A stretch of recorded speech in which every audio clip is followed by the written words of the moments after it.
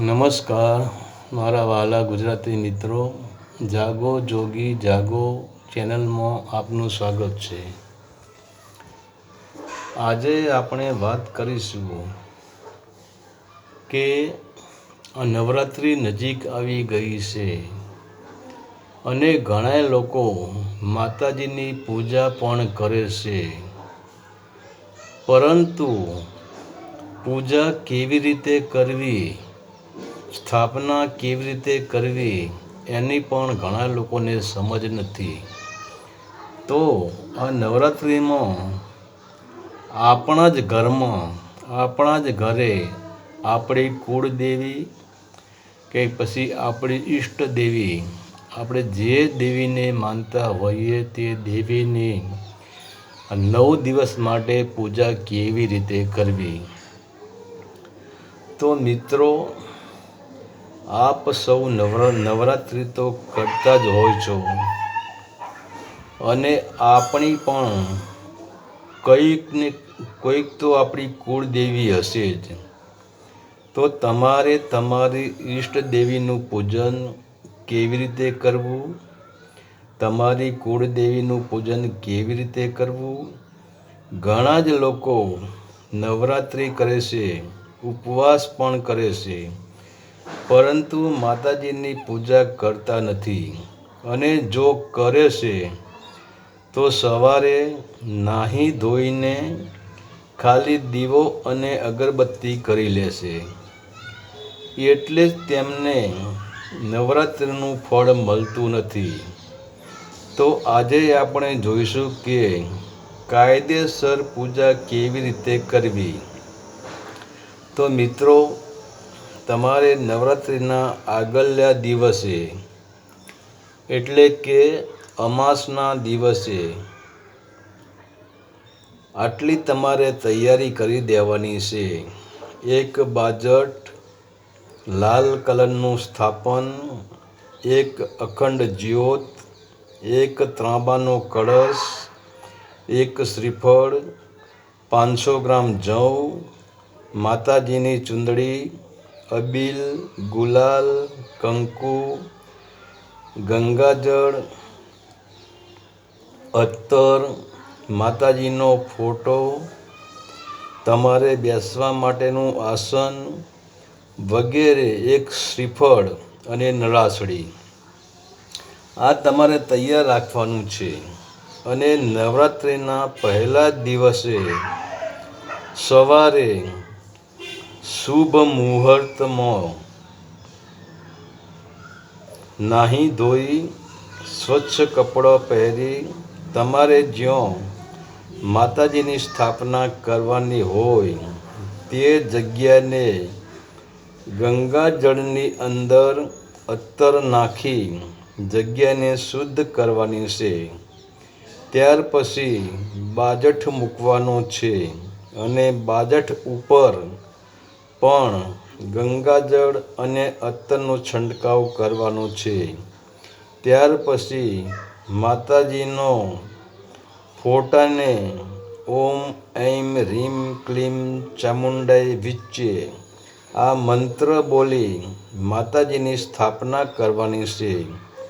ત્યાર પછી માતાજીના સન્મુખ અખંડ જ્યોતિ પ્રગટાવવાની છે અને બાજઠની બાજુમાં જવની ઢગલી કરી ચોખાની ઢગલી કરી તે ઢગલી ઉપર ત્રાંબાના લોટાનો કળશની સ્થાપના કરવાની છે। શુદ્ધ પાણી ભરવાનું છે અને મંત્ર સાથે આસોપાલવના 4 પાન મૂકી શ્રીફળને નળાસડી બાંધી કળશ સ્થાપના કરવાની છે।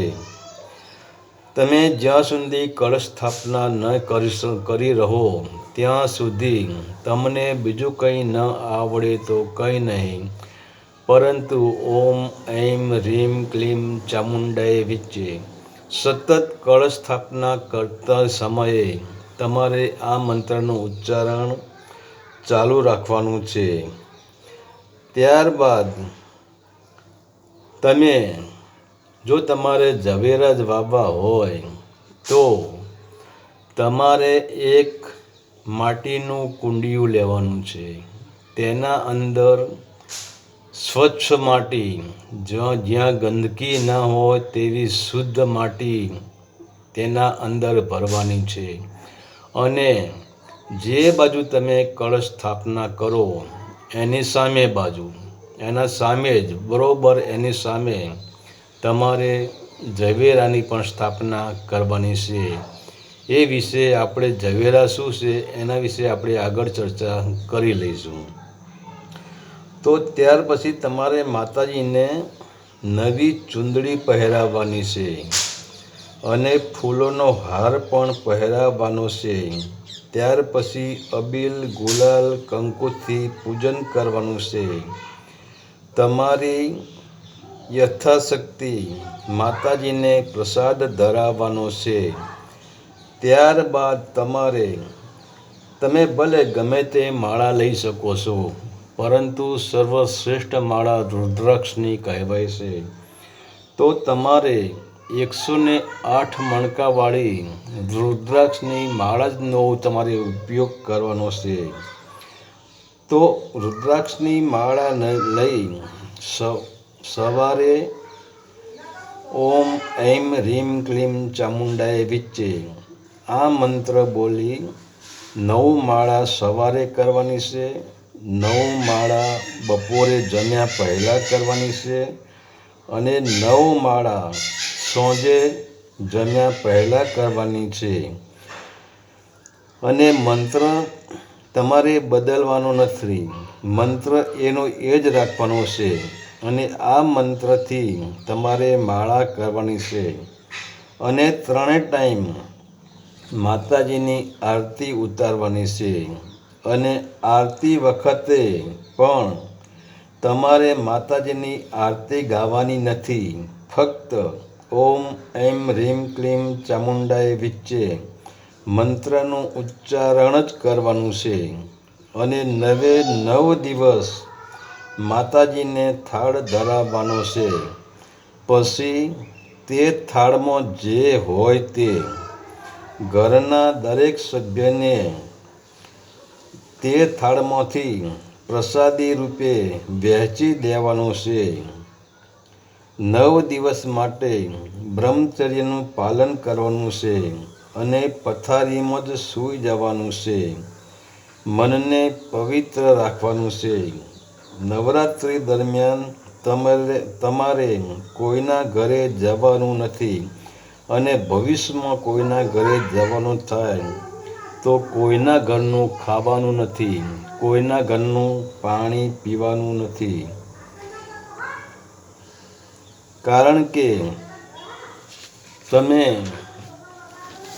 કોઈ પણના ઘરે તમે પહોંચી જાઓ તો તમારી ઉર્જા અને સામેવાળાની ઉર્જા એક હોતી નથી. માની લો તમારું નવરાત્રિનું વ્રત ચાલુ છે એટલે તમારી ઉર્જા સકારાત્મક છે, પરંતુ તમે જ્યાં સામાવાળાને ત્યાં ગયા તો એના ત્યાં નકારાત્મક ઉર્જા કામ કરી રહી છે. તો તમારી ઉર્જા અને નકારાત્મક ઉર્જા એટલે આપણે લગભગ કોઈના ત્યાં જવું જ નહીં. કારણ કે કોઈની નકારાત્મક ઉર્જા આપણને નડી જાય એ માટે કોઈના ત્યાં જવાનું નથી, કોઈના ઘરનું પાણી પીવાનું નથી, કોઈના ઘરનું અનાજ લેવાનું નથી, કોઈના ઘરની ચા પીવાની નથી. તો આવી રીતે તમે જો નવરાત્રિનું પૂજન કરશો તો 100% તમને આ નવરાત્રિના વ્રતમાં, નવરાત્રિની પૂજામાં 101% તમને સફળતા મળશે. એમાં બે મત નથી.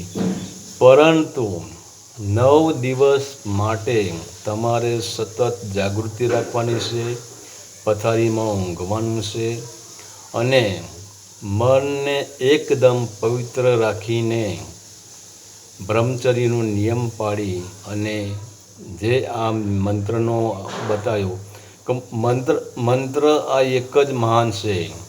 તમે જુઓ કોઈ પણ દેવી દેવતાનો યજ્ઞ ચાલતો હોય તો આહુતિ વખતે બ્રાહ્મણ લોકો આ જ મંત્ર બોલતા હોય છે, ઓમ એમ રીમ ક્લીમ ચામુંડાય વિચ્ચે સ્વાહા. તો આ જ મંત્ર મહાન છે. હરિ ઓમ તત્સત. આદેશના પ્રણામ.